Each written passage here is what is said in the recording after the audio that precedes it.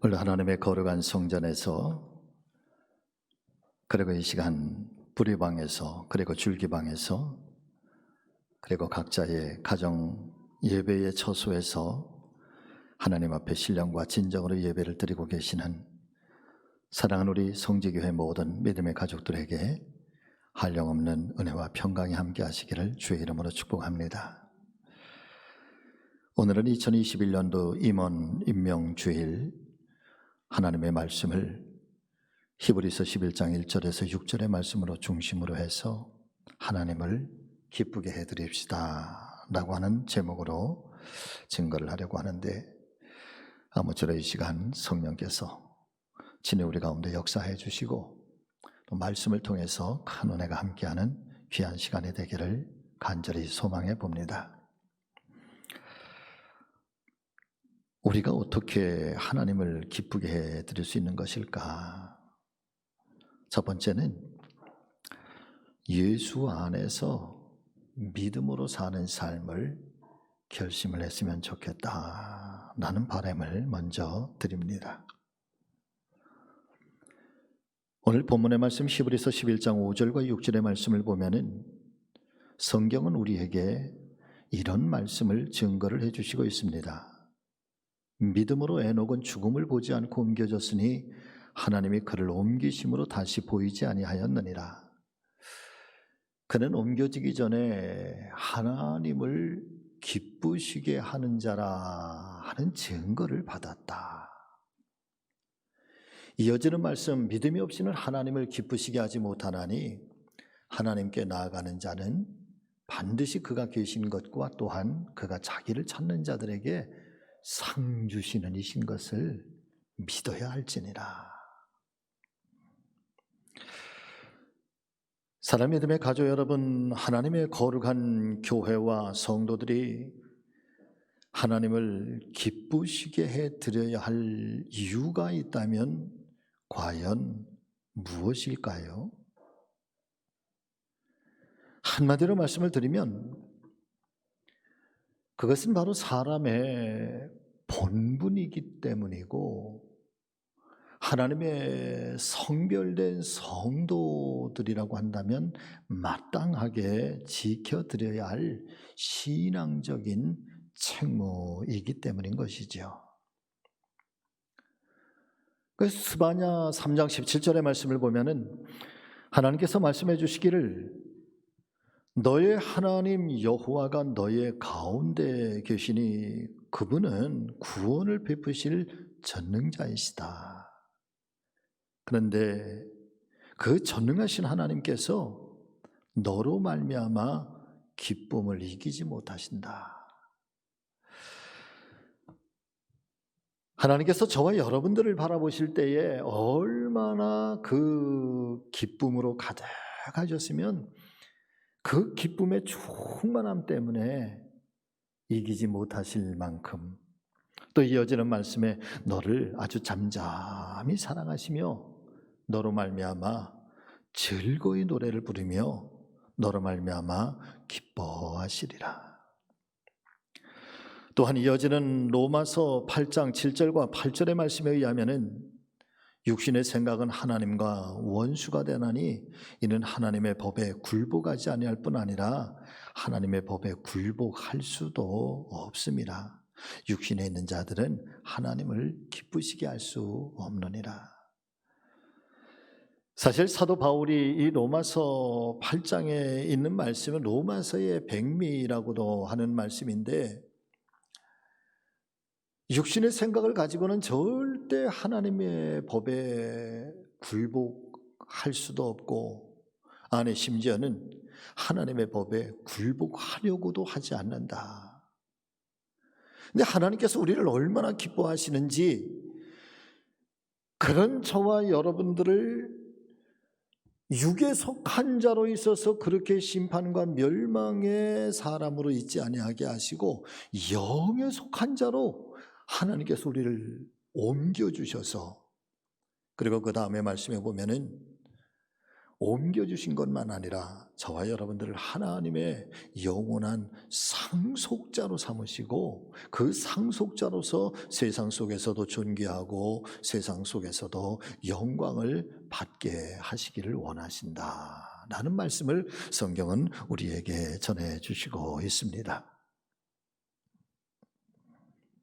우리가 하나님을 향한 어떤 기대감을 가지고 있는 것처럼 하나님께서도 성도들을 향해서 또 교회를 향해서 기대감을 가지고 계시는 것은 우리로 더 이상 육에 속한 자로 머물러 있는 것이 아니라 영에 속한 자로 우리의 삶이 변화되기를 원하고, 우리가 그렇게 철저하게 하나님의 은혜 안에 거하게 하셔서 하나님 상속자의 그런 복을 받게 하기를 원하신다라고 하는 말씀인 것이지요. 그러므로 사랑하는 우리 성지교회 모든 믿음의 가족 여러분,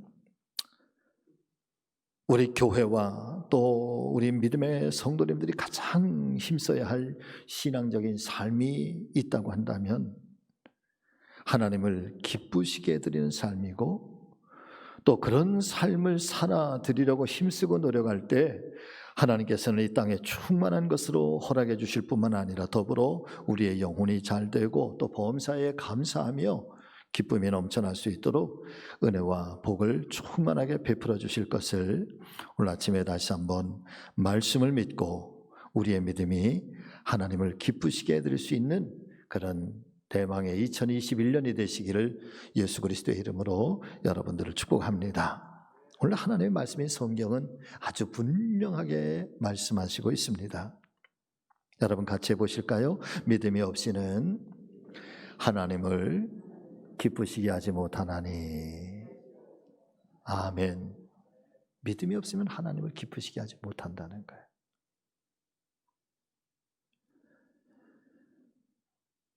그러시면서 이 히브리서 11장, 소위 믿음장이라고 하는 이 11장에 수없이 많은 믿음의 선조들에 대해서 조목조목 우리에게 소개를 해주시고 그분들의 믿음에 대해서 아주 간략하지만 그러나 아주 명확하게 그 믿음을 우리에게 들려주시고 있는데, 가장 먼저 아벨의 믿음에 대하여 그리고 에녹의 믿음에 대하여 우리에게 증거를 해주시고 있는 것입니다.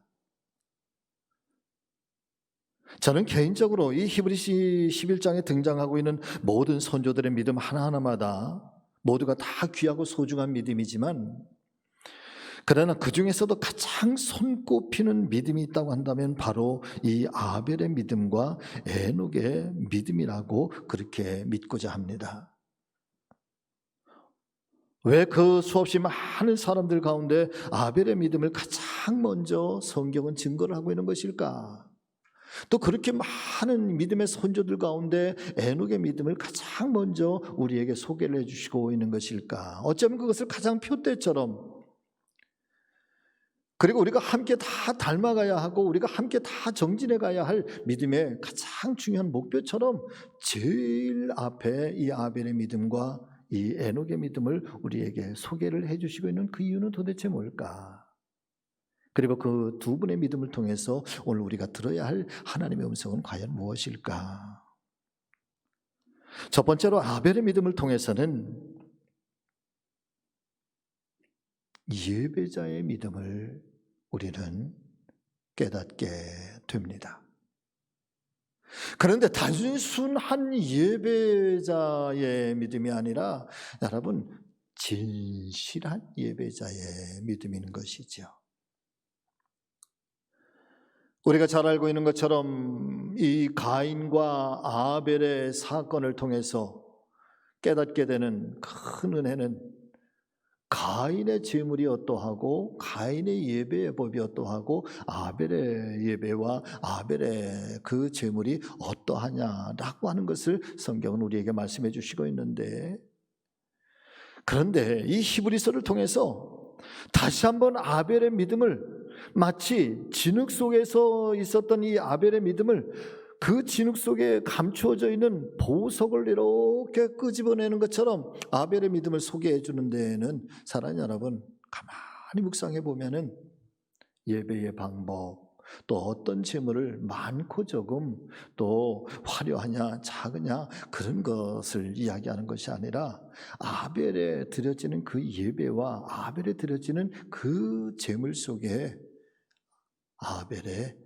믿음이 담겨져 있다라고 하는 것이죠.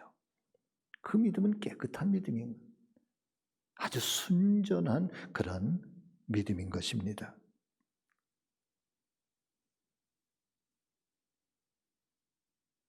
사실 오늘날 우리가 하나님 앞에 예배를 드릴 때에도 저마다 다 예배자의 모습은 서로 다를 것입니다. 어떤 예배는 화려한 예배가 있을 수도 있고, 어떤 예배는 아주 소박한 예배가 있을 수도 있고, 또 하나님 앞에 드려지는 우리의 마음, 우리의 정성, 또 우리의 고백되어지는 그 제물들도 여러분 큰 제물도 있을 것이고 작은 제물도 있을 것입니다. 그런데 분명한 것은 그렇게 겉으로 드려지고 외형적으로 나타나고 보여지고 있는 그런 현상이 중요한 것이 아니라 그 예배를 통해서 그 예배 속에 드려지고 있는 예배자 자신이 어떤 마음, 어떤 믿음, 어떤 고백, 어떤 신앙을 가지고 하나님 앞에 이 예배를 드리고 있는가, 그리고 이 예물을 어떻게 드리고 있는가에 대해서 성경은 그것이 더 분명한 것이고, 그것이 더 소중한 것이고, 그것이 더 진실한 것이어야 하나님께서 기뻐하신다라고 우리에게 증거를 해주시고 있는 것이지요.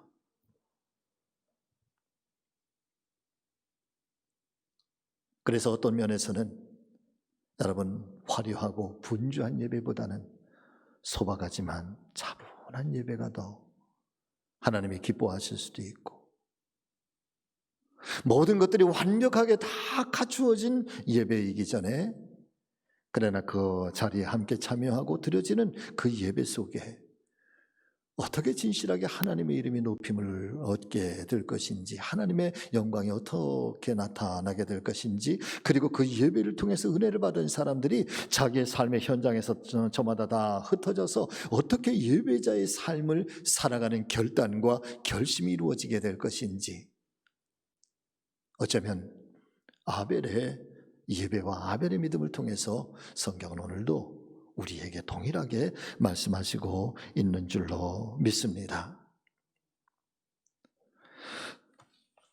더불어서 에녹의 믿음을 통해서 우리가 깨닫게 되는 은혜는 바로 그것입니다.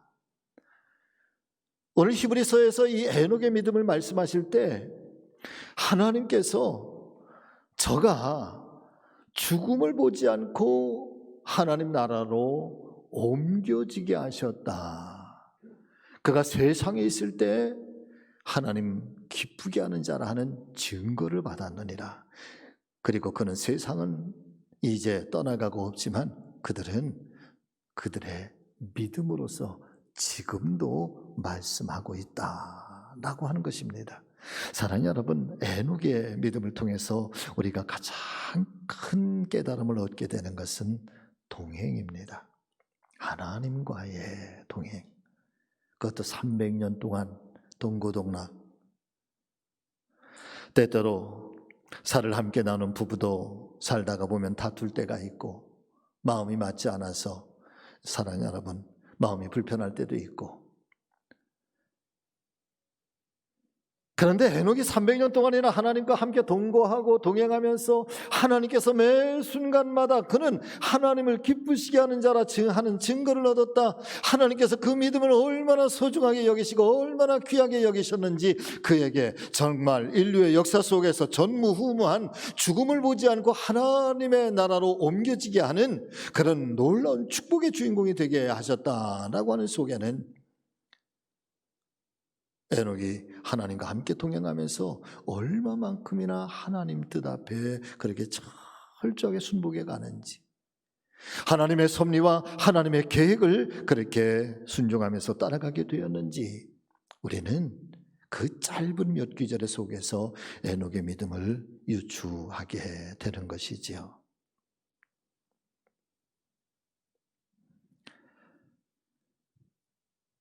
요즘에 그 겨울철이 되면서 목양실에 이제 나무 화분들을 이렇게 몇 개를 가져다 놓았습니다.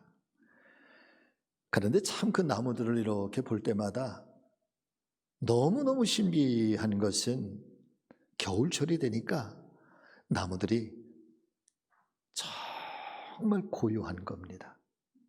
정말 고요합니다. 변함이 없습니다. 물을 주어도 물을 주지 않아도. 그런데 이제 한두 달 정도 지나면 봄이 될 것이고 모든 자연 속에 이 생명이 대약진을 하게 될 때, 그때 정말 신비한 것은 그 나무의 줄기줄기에서 사랑하는 여러분, 생명의 싹이 트기 시작하고 눈이 트기 시작하면 말이에요, 그 나무 전체가 막 요동을 치기 시작하는 거예요. 눈이 떴네. 그러다 보면 벌써 싹이 나오기 시작하고, 그 싹은 자라나고, 그리고 또 그 옆에서 또 가지를 피우고, 겨울 내내 아무것도 하지 않고 고요하게 있던 그 나무가 생명의 대약진이 일어나기 시작하면은 왜 그렇게 물을 많이 달라고 하는지 말이에요. 물을 주고 또 주고 또 주어도 금방 마르는 것처럼. 그러면서 그 나무들을 깊이 관찰해 보면서 깨닫게 되는 한 가지 큰 은혜는, 도대체 이 작은 나무에 어떻게 이런 생명의 놀라운 역사가 이렇게 역동적으로 일어나게 되는 것일까? 이 생명의 힘은 도대체 어디에서부터 시작이 되는 것일까? 가만히 살펴보면 여러분, 그 나무의 뿌리에 담겨져 있는 것입니다. 겉으로는 보이지 않는데, 눈으로는 보이지 않는데, 그런데 그 감추어진 그 흙 속에 담겨져 있는 그 얇은 아주 작게 뻗어있는 그 뿌리는 그 순간에 그 땅 속에 있는 모든 생명의 자양분을 찾아서 끊임없이 공급받고, 그리고 그 끊임없이 공급받은 자양분들을 자기의 온 힘을 다해서 나무를 향해서 끊임없이 올려주고, 그리고 그 나무는 그 뿌리에서부터 올라오는 자양분을 먹고 또 얻고, 그리고 그 새 힘을 가지 속에 싹 속에, 그러면서 새로운 생명을 계속해서 만들어내. 그래 겨울 내에는 아무것도 없는 것처럼 고요했던 그 나무가 여러분 무성해지기 시작하고, 그 키가 자라나고 열매를 맺게 되는 것입니다. 아하. 그러면서 깨닫게 되는 거지. 뿌리가 살아있으면, 뿌리만 살아있으면 아무리 혹독한 겨울, 혹독한 추위, 혹독한 바람도 이 뿌리가 살아있으면 여러분, 때가 되면 생명의 역사는 그렇게 역동적으로 일어나게 된다는 사실을 깨닫게 되는 것입니다. 바꿔서 말씀을 드리면, 하나님의 거룩한 교회와 이 하나님의 거룩한 성도들의 이 삶의 능력이라고 하는 것, 이 교회의 능력이라고 하는 것은 도대체 어디에서부터 오는 것일까?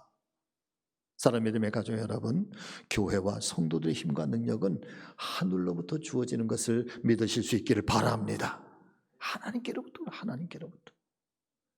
그 하나님께로부터는 이 놀라운 은혜와 능력이 믿음이라고 하는, 눈으로는 보여지지 않는 것 같은데, 감추어져 있는 것 같은데, 그런데 우리의 내면 속에 숨겨져 있는 이 믿음이라고 하는 뿌리를 통해서 이 하나님의 은혜 자양분들은 그렇게 우리의 온 삶 속에, 온 교회에 내면 곳곳에 여러분 그렇게 흩어지고, 그 자양분, 영양분은 공급돼서 삶의 능력이 생겨나게, 아무리 거칠은 겨울과 같은 한파 속에서도 이 생명이 다시금 살아나게 되는 것처럼, 연약한 그 삶 속에, 연약해진 그 인생 속에 하나님의 능력은 그렇게 믿음의 뿌리를 통해서 일하시고, 하나님의 역사는 그렇게 나타나게 되는 것이죠.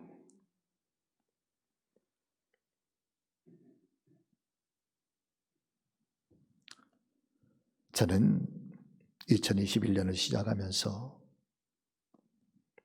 지금 코로나19로 인하여서 우리가 이 정상적인 신앙생활, 또 정상적인 이 예배 생활과 정상적인 영적 생활을 감당하기엔 너무나도 힘들고 어려운 시기인 것만은 틀림이 없지만, 그럼에도 불구하고 이 환경이 어려우면 어려울수록, 힘이 들면 힘들수록, 그러나 오히려 더욱더 그런 속에서도 간절히 사모하는 마음으로 믿음의 뿌리가 더욱더 깊이 내려지기를 바라고, 그 믿음의 뿌리를 통해서 하나님의 놀라운 은혜와 능력과 또 성령의 충만함이 그 믿음의 뿌리를 통해서 여러분 우리 교회를 단단하게 세워주고, 저도 그렇고 사랑하는 우리 성직의 모든 믿음의 성도님들 한 분 한 분마다 그 믿음의 뿌리를 통해서 하나님의 은혜의 역사가 더욱더 강하게 해, 더 정말 멋지게 일어날 수 있기를,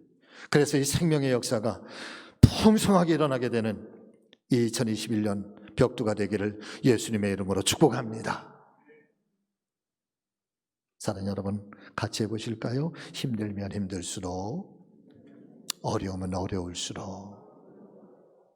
아멘. 그럴수록 더욱더 사모하는 마음이 강해져요.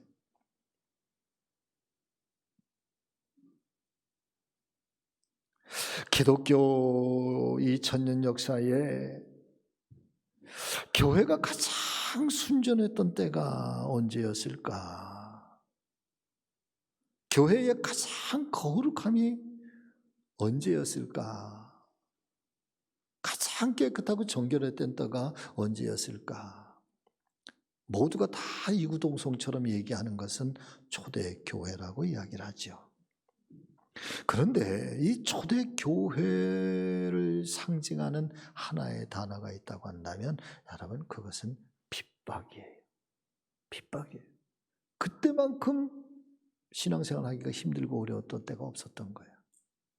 2000년 역사 속에 초대교회 때만큼 신앙을 지키기가 힘들고 고달팠던 때가 없었던 거예요. 그런데 아이러니하게도 그 고달팠던 그 시기가 교회는 가장 신실했다는 거지. 교회는 가장 거룩했다는 거예요. 교회는 가장 정결했다는 거예요. 끊임없이 교회가 회파를 당하고 성도들은 흩어지고 믿는 자들은 잡혀서 감옥에 갇혀지고 사형장에서 그렇게 순교를 당하고, 그런데 놀랍게도 그때만큼 교회가 많았던 때도 없었고 그때만큼 성도들이 수가 늘어났던 때도 없었다는 거예요.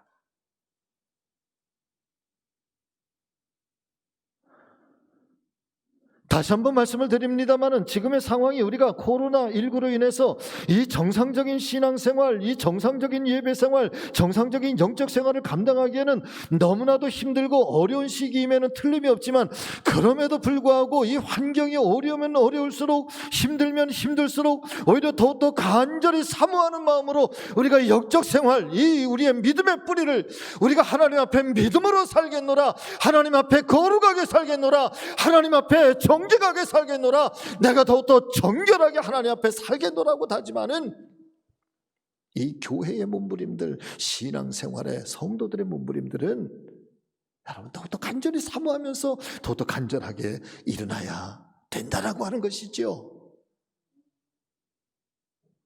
믿음의 뿌리가 마르면 안 된다는 거예요.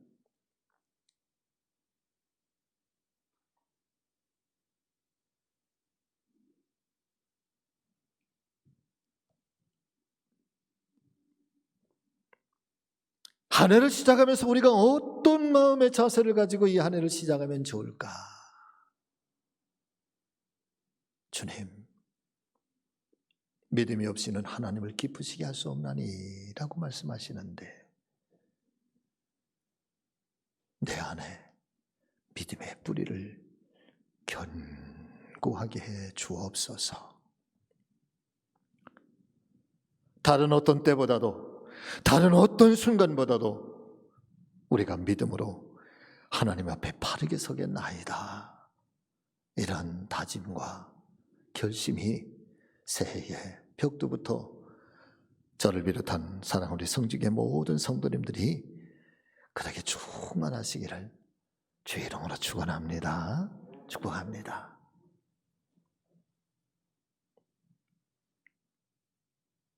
두 번째는 여러분 같이 하시죠. 예수님 안에서 믿음으로 순종하는 삶을 결심하고 출발합시다. 아멘. 창세기 12장 1절과 2절의 말씀을 보면은 여호와께서 아브라함에게 이르시되 너는 너의 고향과 친척과 아버지의 집을 떠나 내가 너에게 보여줄 땅으로 가라. 내가 너로 큰 민족을 이루고 너에게 복을 주어 네 이름을 창대하게 하리니 너는 복이 될지라 말씀해 주시고 있습니다. 특별히 이 말씀 중에서 하나님께서 아브라함을 향하여 말씀하십니다. 너의 고향과 친척과 아버지의 집을 떠나라. 사랑하는 여러분, 그렇다면 고향과 친척과 아버지의 집을 떠나라 라고 하는 이 말씀 속에 과연 어떤 의미가 담겨져 있는 것일까요? 한국 사람들을 향해서 이제 한국을 떠나서 미국이나 유럽이나 혹은 다른 나라로 여러분 그렇게 이사가라는 말씀일까요? 아니면 이제 고향과 친척들을 다 잊고 이제 그 관계를 다 끊고 살라는 말씀일까요? 지금 하나님께서 아브라함에게 말씀하시고 있는 것처럼 너의 고향, 너의 친척, 너의 아버지의 그 집을 떠나라. 그리고 내가 너에게 지시하는 땅으로 가라 라고 하는 이 말씀 속에는 사랑하는 성도 여러분, 어떤 육적인 질서, 또 육적인 고향, 육적인 아버지, 육적인 친척, 그것을 떠나라 라고 하는 말씀보다는 그 속에 담겨져 있는 것, 그 조상 대대로 섬겨왔던 너의 육신의 조상 속에서 살아왔던 우상 숭배의 흔적들, 아브라함의 아버지 데라가 우상을 만들어서 팔고 장사하면서 살았던 그런 집안이었으니까 말이에요. 어릴 적부터 내 몸속에, 내 삶 속에 그렇게 젖어왔던 너의 옛 생활, 너의 옛 습관, 그런 구습적인 관습들을 이제는 떠나라. 그리고 새로운 땅, 새로운 지역, 새로운 환경, 그리고 거기에서 여호와 하나님을 섬기며 살라고 하는 어떤 신앙적인 새로운 결단을 하나님께서는 아브라함에게 요청을 하고 있는 것이죠. 창세기 12장 4절의 말씀에 보면은 그 하나님의 요청에 대한 아브라함의 응답이 나오는데 여러분 같이 하십니다. 아브라함이 여호와의 말씀을 따라갔더라. 다 같이 아멘. 아브라함이 여호와의 말씀을 따라갔다는 거야. 지난 내 75년의 삶의 모든 흔적, 나의 추억, 내가 그 땅에서 꿈꿔왔던 나의 계획, 나의 동무, 하나님의 말씀이 이제는 거기에서 모든 것을 다 떠나서 새로운 땅에서 새로운 신앙과 새로운 하나님의 말씀을 붙들고 살라고 하시는 이 하나님의 요청에 대하여 사랑하는 여러분, 아브라함이 미련 없이 그것을 두고 하나님의 말씀이니까 따라갔다는 거야. 왜 하나님이 아브라함을 믿음의 조상으로 세우시는지, 왜 하나님이 아브라함을 축복의 조상으로 세우시는지 여러분 일면 아브라함을 살펴볼 수 있는 아주 단적인 증거가 바로 이 창세기 12장 4절의 말씀, 아브라함이 여호와의 말씀을 따라갔더라. 이 말씀 속에는 사랑 믿음의 가족 여러분, 철저한 순종의 믿음을 우리에게 증거를 해주시고 있는 것이죠.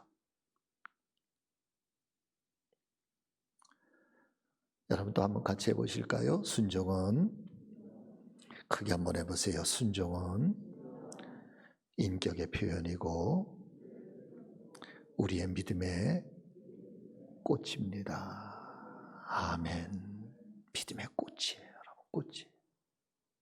우리가 예수 그리스도의 복음이 들어오기 시작하면서 내 안에 성령의 역사가 일어나기 시작합니다.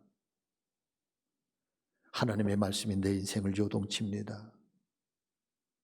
나의 죄악을 깨닫게 하고 하나님 앞에 결단하게 하고 예수 그리스도를 닮아가게 하고 예수 그리스도의 향기가 있게 하고 예수 그리스도의 성품을 닮아가게 하고 그러면서 우리는 점점 하나님의 사람으로 날마다 새로워지고 거듭나게 되는데, 그렇게 아주 눈에 보일 만큼 보이지 않을 만큼 차츰 오랜 시간을 거쳐서 우리가 예수 그리스도의 사람으로 그렇게 성장하고 성숙해 가다가 가장 신앙의 절정, 신앙의 가장 끝에 도달한 때, 여러분 그때 비로소 맺혀지는 것, 그것이 최고의 절정이고 최고의 아름다운 신앙의 꽃인데, 여러분 그것은 바로 말씀 앞에 순종하는 것이라는 거예요. 하나님이 원하시면, 하나님이 기뻐하시면,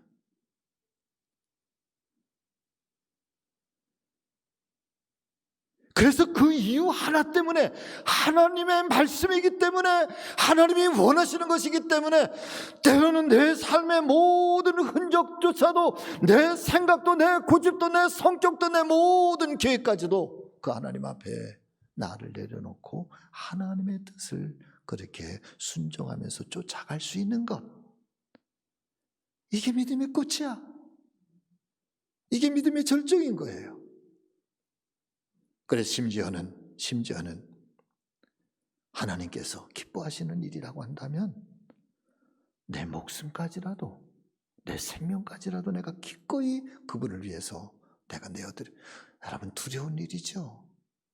그럼에도 불구하고 담대하게 나아갈 수 있는 것, 그 사명의 자리로 나아갈 수 있는 것, 이것은 신앙의 절정에 비로소 맺혀지는 신앙의 가장 아름다운, 소박하면서도 때로는 눈에 보이지 않으면서도 그러나 가장 정결한, 그것이 우리 안에 말씀이라고 하면 내가 주님의 말씀 앞에 순종하겠나이다 라고 하는 것.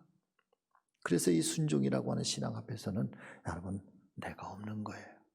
내가 없는 거예요.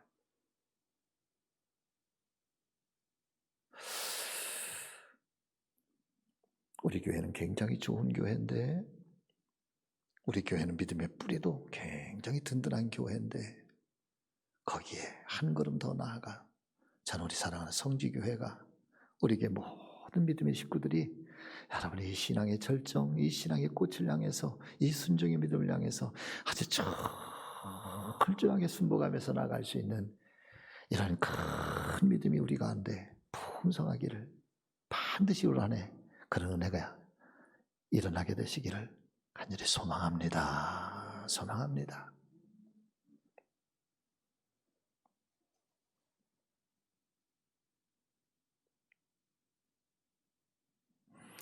피카소의 그림을 보면서 어떤 사람이 이런 이야기를 했다고 그래요. 당신의 그림 속을 이렇게 가만히 보면 당신의 그림 속에는 동심이 보입니다. 그러는 거예요. 어린아이처럼 굉장히 맑다는 얘기죠. 그 얘기를 들은 피카소가, 사랑 여러분, 대답하기를, 저는 그 동심을 가꾸는데 40년이 걸렸습니다 라고 대답을 했다는 것입니다.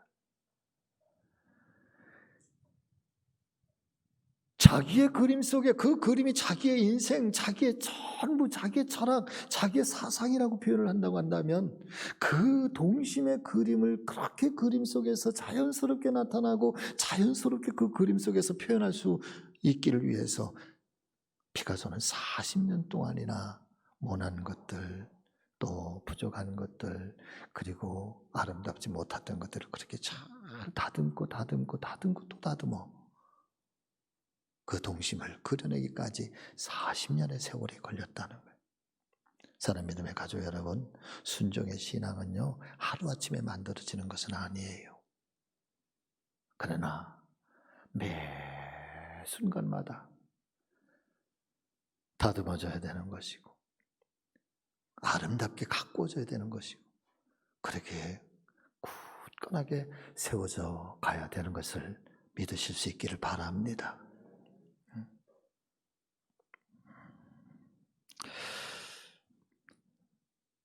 오늘 말씀은 다음 주에 사명과 더불어서 또 다른 말씀을 함께 나누려고 합니다.